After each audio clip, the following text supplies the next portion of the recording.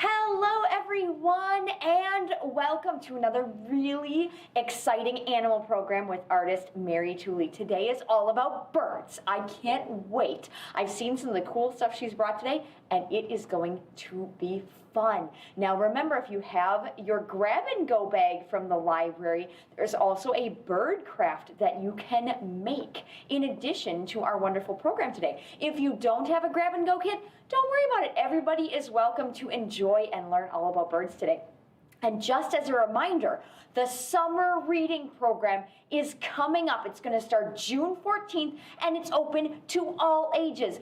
Babies, moms, dads, grandmas, grandpas, kids, teens, everybody can sign up for the summer reading program. And if you want to sign up online, pre-registration opens tomorrow. That's right, May 1st. You can log on to your Beanstack Tracker app. And remember, it's Beanstack, like you're stacking beans on top of each other. Or you can go to the Manitowoc Public Library's website. We have a special page for the summer reading program. So you can visit manitowoclibrary.org/SRP for summer reading program, and you can find out how to register. You can pre-register starting tomorrow, and the whole big fun of summer starts June 14th. So go on to manitowoclibrary.org/SRP to find out all the fun programs that we have planned for the summer and to sign up for the summer reading program. You get to read, you get prizes for reading, and you get raffle tickets for some of those great grand prizes. You can check it all out on our Beanstack Tracker app or by going onto manitowoclibrary.org/SRP. We hope we see you guys pre-registering, and if you have any questions on the summer reading program or any questions about what we have at the library, feel free to give us a call or visit us on our website. Now, that's all exciting stuff, but let's go and find out about birds. So help me welcome artist Mary Tooley to find out more about these amazing creatures. Welcome, Mary.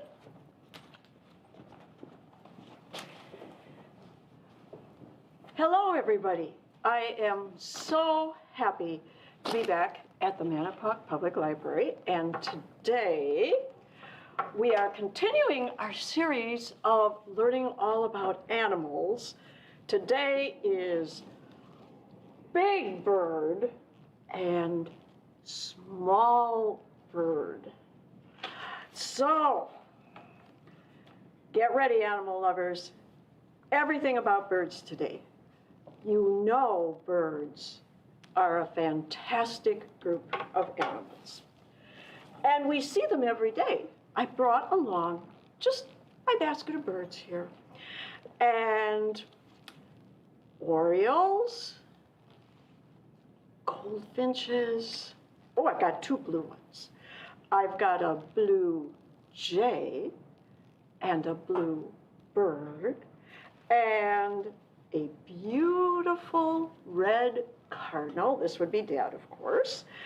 And one of the really friendliest birds we have, and that is a chickadee.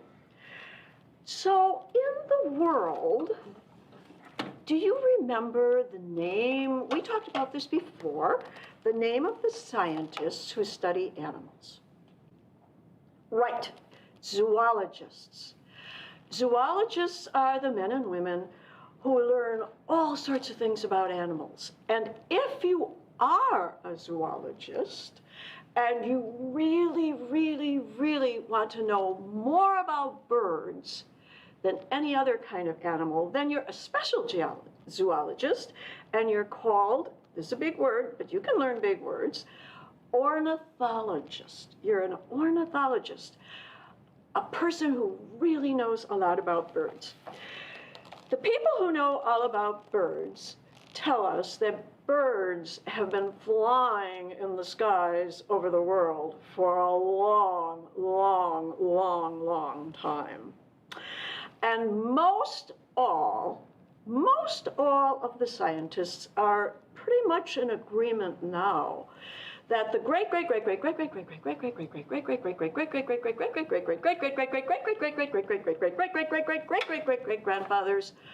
and grandmothers of birds were dinosaurs, the theropod dinosaurs. So there is a definite link between prehistoric birds and dinosaurs. So I thought we would start today with showing you a model of an extinct prehistoric bird. You won't see this bird in your backyard. It is, oh, and I love this bird's name. Its name was Archaeopteryx. So here is our Archaeopteryx model. And if you take a look at Archaeopteryx here, and you have really good scientist eyes, those are eyes that look hard, observe. You will notice that, yep, Archaeopteryx looks like a bird, but this is one of the first birds in the world. And there are a few things about Archaeopteryx that are very different than the birds that are in your backyard. You might notice that Archaeopteryx's head looks pretty much like a little dinosaur or a lizard head. And you might notice that it has teeth, and our birds do not have teeth now. And you might notice that the tail has this strange thing sticking up the middle, and that makes it a bony tail. And our birds now do not have bony tails. And you might also notice that Archaeopteryx had claws on its wings. So this is one of the earliest birds that were gliding. They did a lot of gliding, the bird scientists think, and flapping a little on planet Earth. Today, there are about 10,000 different kinds of birds on Earth. And some of the very, very, very, very smartest of the smart scientists over at the Natural Museum of History in New York City think that there are way more than 10,000. There are more waiting to be discovered. So I guess we have to face the fact we can't talk about 10,000 different kinds of birds today. That's quite a few. So I decided that what we should do is talk about the biggest bird in the world, and then we will talk about the smallest bird in the world. And before we talk about that biggest bird in the world, I think we should ask a question. What makes a bird a bird? All birds have certain features, characteristics that make them a bird, make them a member of this giant group of animals, the bird group. Think a minute. Wings. If you're a bird, you've got to have wings. If you're a bird, your skin is covered with, this is so easy, you all know this, feathers. Birds are covered with feathers. If you're a bird in the world today, you will have a beak. And inside your beak, there will not be teeth. You are not like Archaeopteryx, but the beak is very, very hard and can do some of the things that teeth do. And then, if you're a mom bird, you are going to lay eggs, and out of those eggs hatch your babies. And the eggs you lay are not like the eggs that a snake or a turtle would have. They are not soft on the outside.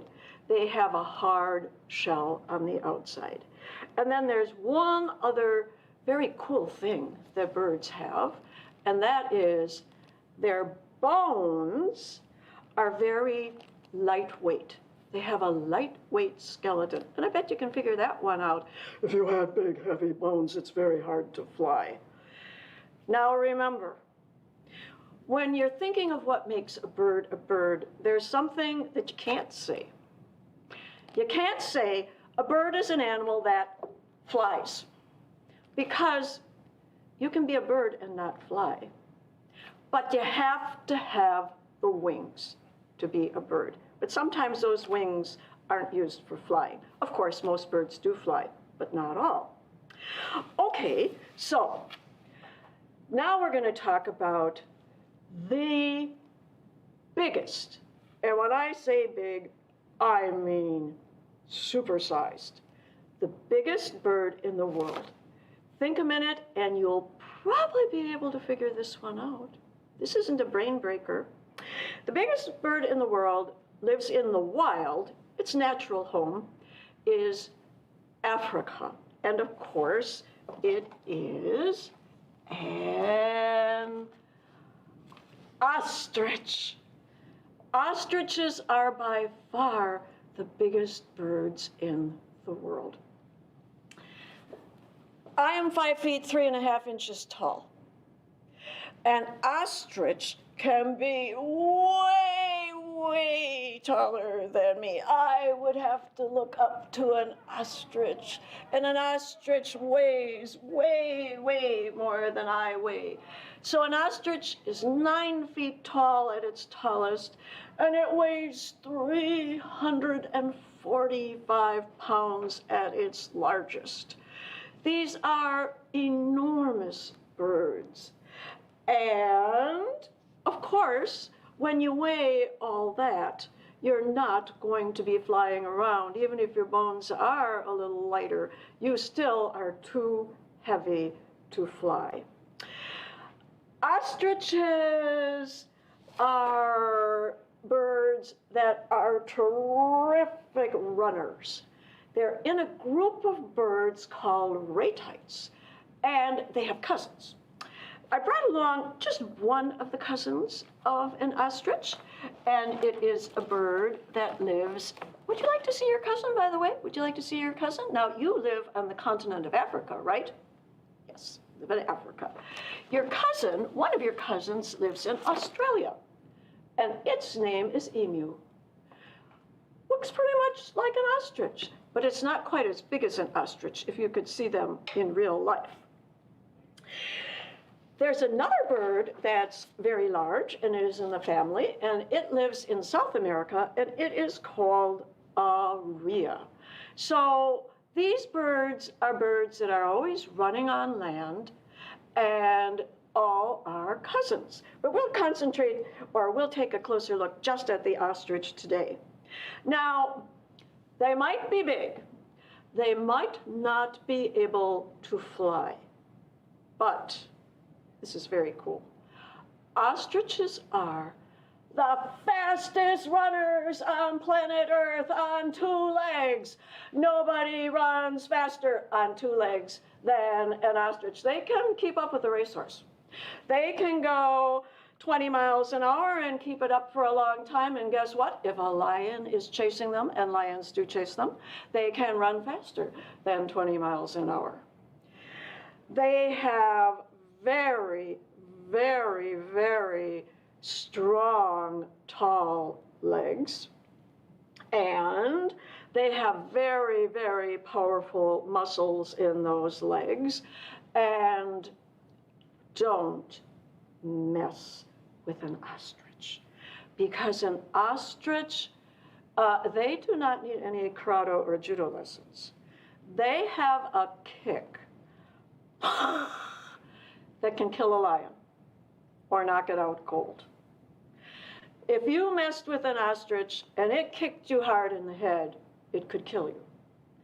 They use the kick to defend themselves. The ostrich is not being bad. The ostrich is protecting itself, and the kick is the protection. Now, it is interesting, too, that they can only kick one way. They can only kick forward. They can't kick backward. Nope, you can't do that, can you? You as a puppet can do it, but a real ostrich is only a kick forward, but a very, very powerful kick. The legs on an ostrich, and of course, every bird has a foot, and the ostrich is the only bird in the world that has just 2 toes. Ostriches, 2 toes on each foot. I love this puppet maker. It is a she, it is a woman, and she makes all different kinds of animal puppets, and she usually makes them correctly. this is the way the foot of a real ostrich would look with its two toes. An ostrich's foot is very much like a hiking boot that you would put on. Let's say that you were going to go to Africa and you were going to do what these ostriches are doing, and that is running over hot sands. You wouldn't want to do that barefoot, right? You wouldn't want to run on hot sands barefoot. Well, neither would an ostrich. So nature has equipped the foot, the bottom of the foot of the ostrich, with really tough, hard skin. So this guy or this girl can be, this is a guy by the way, could be running over those hot desert sands, and the feet won't hurt at all. Ostriches also have very tall necks. Can you think of a reason why an ostrich would have a tall neck? Well, let me tell you this. Lions go after ostriches. There are also other animals like jackals and other hyenas, other African animals that might want to go after an ostrich. They need that tall neck like a lookout tower. They can look around, and of course the taller you are, the higher you are, the better you can see in the distance. So they use that tall neck like a lookout tower to look out for danger, either to themselves, although they're pretty good at defending themselves, but especially for their babies. And we'll talk more about their babies later. Okay, so beautiful tall neck and wings. Yep, they've got wings all right. And we know they don't use their wings for flying, but they can sometimes use those wings when they're fighting off a predator. They try to run away, but if they get caught in a bad situation and they can't run away, they can use their wings. But they also use their wings when they are running away as a rudder. And a rudder helps you maneuver better, like a rudder on a boat. So it's not that their wings are useless, they're just useless for flying. These guys have some pretty neat features that protect them and make them equipped to live in very hot deserts. Their eyes are another very cool feature. This is a funny one too. An ostrich has enormous eyes. Now, when I say eye, kids, I'm also talking about the eyeball inside the head. I'm talking about the whole eye, the part you see and the part in its head. Their eyes are about the size of a ball called a billiard ball or a ping pong ball. That's a very big eye. And here's the funny thing. The ostrich's brain is way smaller than its eyeball. Ostriches have small brains. Do you think your brain, our people brains, do you think our brains are larger or smaller than our eyeballs? I think you know the answer to that one. We people have big brains. The ostriches just didn't get big brains, but they have wonderful eyes. And again, our puppet maker did this just right. The lashes are long and thick on the eyeball. That's because when you live in a desert and sands blow, you know how horrible that is when you get sand or dirt in your eye and you can't see? Well, those beautiful eyelashes protect that eye from desert sands. They're equipped for desert life. And of course, you can't be a bird without feathers. And it just so happens that I have brought along a real ostrich feather. It's so cool. isn't this a beautiful feather? Look how it floats in the air, all these little soft pieces. It's a strange feather, isn't it, kids?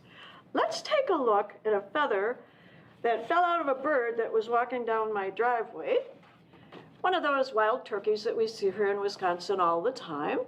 So this feather, they're both feathers, but I think that your good kid eyes that are observing like a scientist notice these feathers are very different. If I take the turkey feather and I mess it up,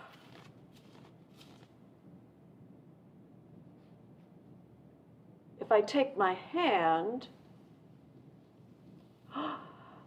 I can make it all go back together again. Because on our birds that fly, there are little itty bitty teeny tiny hooks on those little pieces of the feather that hook them together to make that feather stiff so the bird is able to fly. But if you don't fly, you can have a real wiggly feather like this. So very special feathers on ostriches. Now, I think we should talk about how these birds get together and raise their families. They're living in a desert, a lot of open spaces. They don't fly, but they're going to have to build a nest. Well, here's how this works. Ostriches live together in a group, and in that group is, oh, that was our Rhea. We got to get our ostrich here. In the group, there is one guy, and he is called the dominant male. He's like the boss of the ostriches. But there's also, in a group of ostriches, a dominant female. And she is like the queen of all the ostriches. What happens is the dominant male, the guy, makes a nest. Surprise, right? Sometimes birds work together to build the nest, but in the ostrich family, it's the boy who's going to make the nest. And he literally digs a big hole in the ground. It's got a funny name. It's called a dump nest. D-U-M-P. It's a dump nest. Then his girlfriend comes along. They mate, and she is brown. He has black feathers and white feathers, really classy. She is brown. She, you will notice, blends in more with the desert. He sticks out more. She comes and she lays her eggs right in the middle of the big hole in the ground, which is their nest. Then, the other girls in the family come and they lay their eggs in the same nest. It's one big giant nest. And the other girls, who are called hens, lay their eggs all around the edges, but hers are in the middle. Then, the dominant guy, the boss of the guys, sits on those eggs all night long. Can you figure out why he's sitting on the nest at night? He's got black feathers, he camouflages, and that is when the lions and other animals who would love to have eggs for dinner are roaming about. He protects that nest at night. He blends in with the darkness. During the day, Mom, who is tan, sits on the nest. So they take turns. This is a 50-50 deal. When the eggs hatch, And it takes quite a while for these eggs to hatch. And there can be as many as 60 eggs. 60 eggs. When they hatch, after about 35, 40, 45 days, when the baby ostrich comes out of the shell, it's as big as a chicken. As big as a chicken. And it doesn't take long before those babies are up and running around. And that's a good thing, because they have to be able to run to get away from danger. And the way it works is, both dad and mom are still sharing the job here of being parents. The dad is keeping a lookout for any animals that might want to get his babies. And if he sees a lion approaching, he's going to chase that lion away. He's going to defend his babies. And the babies know, Dad's going to protect me, but I'm going to run to Mom when there's danger. I'm not going to follow Dad. He's going to protect me. I'm going to run to Mom, and we're all going to huddle around Mom, and she's going to take care of us where Dad is off fighting the predator. So they've got a pretty good system there, and those little babies, the baby ostriches, grow up very, very fast. Doesn't take them long to grow up. So ostriches are very amazing birds, the biggest, the real big birds, the biggest birds in the world. Okay, now you get to take a rest, and now we're going to talk about the smallest bird in the world. The smallest bird in the world.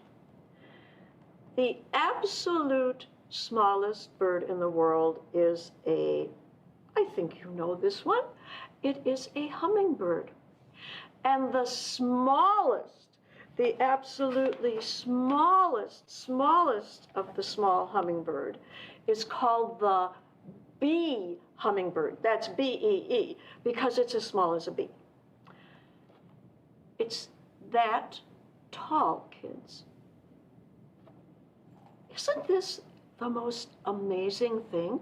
You can have a bird that's 9 feet tall, but you can also have a bird that's only about 2 inches high.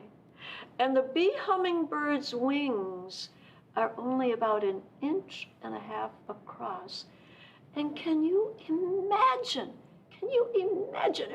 really hard, how teensy tiny the feathers on the bee hummingbird would be. You are never going to see a bee hummingbird in our backyards here in Manitowoc, Wisconsin, or anywhere else in America. You would have to go to one place, really, to see them, because they are a threatened species. There aren't many left. And the place you would have to go would be Cuba. That is where the bee hummingbirds live. They are absolutely incredible, but that doesn't mean we don't have hummingbirds. There are a lot of hummingbirds in the world, and as a matter of fact, there are 330 different kinds of hummingbirds. They're all small, but none of them are as small as the bee hummingbird. So there are 330 hummingbirds in the world, and they mostly like to live in Central and South America. The one who lives with us and builds a nest here is called the ruby-throated hummingbird. This is a little ruby-throated hummingbird, and the real bird is just about the same size. It builds a little teensy tiny nest. Now, we do have other hummingbirds that occasionally wander into Wisconsin, but this is the only one that's actually going to build this tiny little nest. The ruby-throated hummingbird, like many hummingbirds, builds a nest out of something called lichen. Those are those little green plants that you see on the side of trees, growing on trees. And they like to build their nest out of moss. That's nice, soft stuff. That would make a good nest. And they like to glue their nest together with spider webs. What a wonderful nest to be born in. Spider webs and moss. And Mom lays 1 or 2 tiny little eggs, and she does all the work. Hummingbird dads aren't like ostrich dads. Nope. She builds the nest, she sits on the egg, she does the work of feeding and raising her babies. Hummingbirds are amazing flyers. They can do anything a helicopter can do, plus they can do more. They can go forwards. They can go backwards. They can actually fly backwards. They can fly straight up. They can go straight down. And that amazing thing is they can hover in place. They can just hang in the air, hover, hover, hover, hover. That means they're not going up, down, forward, or backwards. They're just hanging out in the air. Oh, that would be so much fun. And they do get tired sometimes, and then they perch. Perch means they sit still on a branch. But there is one thing they can't do. Their legs do not work for walking. You will never see a hummingbird walking along on the ground. They are either perching, hanging on with those toes, or they are moving, and they are moving fast. Hummingbirds are so beautiful, and they look so sweet, and they look so fragile. But hummingbirds are very, very mighty. Hummingbirds can fly amazing distances. There is a hummingbird called the Rufus Hummingbird. I don't even want you to guess how far this hummingbird can go. I'm going to tell you, 4,000 miles on those little tiny wings. The Rufus Hummingbird can go from Mexico, go all the way up to Alaska in summer, 4,000 miles, and then it can fly back in fall. A 4,000-mile migration. Plus, there is our hummingbird, the ruby-throated hummingbird, and hummingbirds like it warm. They are not going to stick around for winters. Our hummingbird, the ruby-throated, also migrates, and it migrates to Mexico and south, and there's something called the Gulf of Mexico, this big body of water. It's part of the Atlantic Ocean that's in the way of its migration path. This little ruby-throated hummingbird can fly 500 miles across the Gulf of Mexico, open water, no place to land, 500 miles, 18 hours, non-stop. This is not a wimpy bird. This is a very amazing bird. Hummingbirds are also, I'll use the science term, extremely territorial. That means they are not to be messed with. A hummingbird fights real hard to defend its territory. If it's a red flower or any colored flower, they like bright colored flowers. They will fight. This is my flower. I am going to stick my beak in it, and I am going to lap up the nectar in there with my very special little tongue. They don't suck it out. It's not like a straw. The tongue is shaped like a letter W, and it licks very fast to get the nectar. They fight to defend those flowers, their flower garden. They don't want any other hummingbirds. They don't want to share their flowers. They also will defend a feeder that you put out for it. They will chase other hummingbirds away. And they, of course, the guys are going to fight and chase other guys away who want their girlfriends. So the word we use for that is aggressive. They are very aggressive birds. So I want to show you something now. And actually, I want you to try it. You're going to fail. But it's so much fun to try. A hummingbird, well, they're just amazing. What can I say? Their heart beats 1,260 times a minute. 1,260 times a minute. Heartbeat rate. That's the highest heartbeat rate they can have. But that's amazing. Their wings can flap 53 times a second. If you're hovering in the air, you are working very hard to stay there. And their lungs, you know, we all breathe with our lungs. They can breathe 250 times a minute. I have to tell you, kids, I do a lot of work at the library. I do a lot of research in books and on the computer too.